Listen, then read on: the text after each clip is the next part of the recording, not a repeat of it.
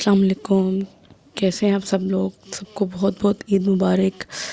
और यहाँ पे मैं जा रही थी अपनी अम्मी की तरफ, और मुझे एक दो छोटे मार्केट के काम भी थे। सोचा उनसे भी मिल लूँ, मार्केट के काम भी ख़त्म कर लूँ, फिर सफ़र करना है। और शाम का टाइम था। यहाँ पर निकलते निकलते ही मुझे काफ़ी टाइम लग गया था इधर से। और सबसे इम्पोर्टेंट काम जो था वो बच्चों को था, जो उन्होंने जो जनाब अपनी खाला से मिलना था, और उनका मिलने का जो मकसद था वो ये मेहंदी था। क्योंकि आपको पता है बच्चियों की ईद इसके बग़ैर तो नामुमकिन, इम्पॉसिबल, वो इनकम्प्लीट होती है। तो उन्होंने जनाब अपनी मेहंदियाँ लगवानी थी। अभी वैसे मेरा भी इरादा था इस दफ़ा लगवाने का, लेकिन टाइम ही इतना शॉर्ट था और मेरा तो नंबर ही नहीं आया। अभी तो बच्चों की लग रही थी, और उन्होंने तो आगे पीछे हाथों से और अभी पाँव पे भी लगवा लेते अगर टाइम पे होता तो। लेकिन ये है कि उनकी लग गई तो बस मेरी लग गई।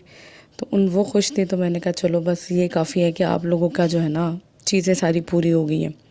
तो बस उन्होंने मेहंदी वगैरह लगवानी थी। मैंने कहा चलो मैं भी मिल लूँगी उनसे। 2-4 घंटे मैं बैठी वहाँ पर, और बच्चों ने अपना एंजॉय भी किया, अपनी सारी शौक़ भी पूरे किए।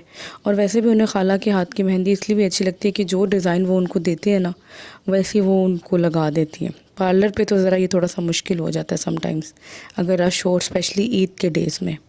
तो बस ये करके हम वापस आ गए थे।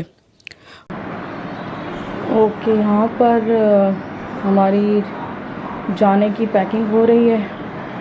सबके बैग्स ऑलमोस्ट पैक हो चुके हैं, और लैपटॉप का बैग, मेरा बैग, बच्चों का बैग,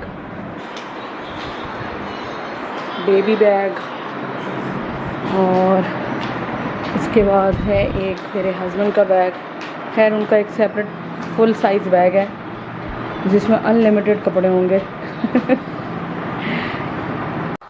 अच्छा, यहाँ पे मैं आपको एक टिप देना चाहूँगी। जो लोग ट्रैवल करते हैं ज़्यादा दिनों के लिए घर, स्पेशली ईद डेज़ में या वकेशंस में, तो आप ये क्या करें, ये देखें आप लोगों के घरों में अक्सर बंद रहने से स्मेल आना शुरू हो जाती है, कॉकरोचेस हो जाते हैं या कीड़े मकोड़े होते हैं। तो उसकी मैंने जो पर्सनली आजमाई हुई है वो ये है कि जो आप लोगों के घरों में फ़नाइल की गोलियाँ होती हैं, यूजुअली ये पेटी में रखने के लिए, सामान में रखने के लिए यूज़ होती हैं। ये आप 1-2 पैकेट मंगा लें अपने घर के उस हिसाब से, और वो आप हर जगह पर, जैसे आपने सिंक में डाल दिए, देखिए मैंने सिंक में भी डाल दिया, जो ड्रेनेज एरियाज़ होते हैं सब, जो किचन में होता है, बाथरूम में होते हैं, और सिंक है, जितने आपकी कबर्ड्स हैं, और बेड के नीचे भी इवन। तो जहाँ जहाँ आपको लगता है कि कॉकरोचेस, कीड़े या स्मेल हो जाती है जिस दिन कमरों में ज़्यादा, क्योंकि बरसात का भी मौसम है, तो उससे तो बहुत ज़्यादा स्मेल हो जाती है। घर बंद हो तो 2-4 दिन के लिए भी बंद हो तो मैं इवन कमोड में भी, सिंक में भी, जहाँ जहाँ मुझे लगता है कि ये जगह बंद रहेगी कुछ दिन, तो मैं वहाँ पे ये कर जाती हूँ, फ़नाइल की गोलियाँ 3-4 डाल देती हूँ। तो आप ये आजमा के देखें, बहुत यूज़फुल आपके लिए भी रहेगी। और कमेंट बॉक्स में मुझे बताइएगा कि ये टिप आपके लिए यूज़फुल रही कि नहीं रही। बाकी सब कुछ तो मैंने डिग्गी में रखवा दिया है। बस ये एक लंच बॉक्स, बेबी बैग जिसमें छोटी मोटी ज़रूरत की चीज़ें हैं, और एक आध पानी की बोतल, वो मैं सामने अपने पास ही रखूँगी, ताकि कोई, अगर आपको पता है छोटे बच्चे हों तो ट्रैवलिंग में कोई ना कोई उनको कुछ ना कुछ खाने पीने का, पैम्पर का, कोई दूध का चाहिए होता है। बस ये है कि इसमें छोटी छोटी चीज़ें हैं जो आप कैरी बैग में रख लो, और बाकी ये कि आराम से सामान निकाल लेंगे फिर बाद में। बाकी किचन विचन मैंने ऑलमोस्ट पैक कर दिया सारा, सब कुछ खाली करके। बस ये 2-4 चीज़ें अभी बाहर पड़ी है, थोड़ी ड्राई हो जाए तो मैं इनको भी जो है सबको अंदर रख दूँगी। बस ये कुछ 1-2 लंच बॉक्सेस हैं, कुछ चीज़ें चार्ज हो रही हैं जो हमने ट्रैवलिंग में यूज़ करनी है, मोबाइल, पावर बैंक, हेडफोन वगैरह, ठीक है। और ये बाकी सब चीज़ें बिल्कुल लास्ट मोमेंट पे उठाई जाएंगी। ये हम रेडी हो गए और अबाउट टू लीव। बस सब खैर खैरियत रहे हर जगह पर, और हमारे साथ ही रहिएगा। आपको मैं अपने साथ साथ सफ़र पे लेके चलूँगी। उम्मीद है आपको व्लॉग अच्छा लगेगा। देखें आगे क्या होता है। और यहाँ पर हमारा सफ़र का आगाज़ हो चुका था, शुक्र अल्हम्दुलिल्लाह। और मेरा ख़्याल है शाम का टाइम हो चुका था, तकरीबन 4-5 होने वाले थे। तो बहुत कोशिश भी हमने की कि हम जल्दी निकलें, जो कि हमसे नहीं निकला गया। तो बस फिर हमने तकरीबन 4-5 बजे हम लोग निकले थे। और रास्ते में ऐसे कहीं रुकना नहीं था, क्योंकि बच्चों ने माशाल्लाह हैवी नाश्ता किया हुआ था, सब ने नाश्ता वगैरह सब ने ठीक ठाक किया हुआ था। बस चाय के लिए हम रास्ते में रुके थे, वो मैं आपके लिए रिकॉर्ड करना भूल गई थी। उस वक्त मेरी बच्ची ने बहुत मुझे तंग किया हुआ था। मेरा ख्याल है उसको नींद आ रही थी, नींद उसकी पूरी नहीं हो रही थी।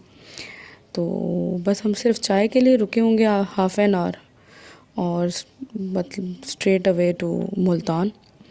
तो तकरीबन मतलब हम कहीं रुके भी नहीं, और फिर भी हमें जो था रात के 10 या 11 बज गए थे, ऑलमोस्ट 11:30 के करीब, 12 बजे के करीब। और यहाँ हम मुल्तान एंटर हो गए थे तकरीबन 12 बजे के करीब। और जाते ही हमने खाना शाना खाया और सो गए, क्योंकि सुबह जल्दी उठना था ईद की वजह से। और ये ईद का नेक्स्ट डे था, मतलब ईद डे था। और यहाँ पे बच्चे रेडी हुए हैं। हमने, क्योंकि गोश्त का आपको पता है काम होता है और औरतों का ज़्यादा काम होता है, तो बस टाइम ही नहीं मिला। क्या कहाँ से दिन शुरू हुआ और कहाँ पे ख़त्म हुआ कुछ पता ही नहीं चला हमें। और हमने इस दफ़ा जो हमारा गोश्त वगैरह था, बकरा था, हमने मेट्रो में बुक कराया हुआ था। और उन्होंने हमें एक टाइम दिया हुआ था, वहाँ से जाके हमने बस अपना डिब्बे पिक करने थे। और वो उन्होंने टाइम हमें काफ़ी लेट दिया था, मतलब 4-1 बजे के करीब आते आते हैं इसको 6 बज गए थे।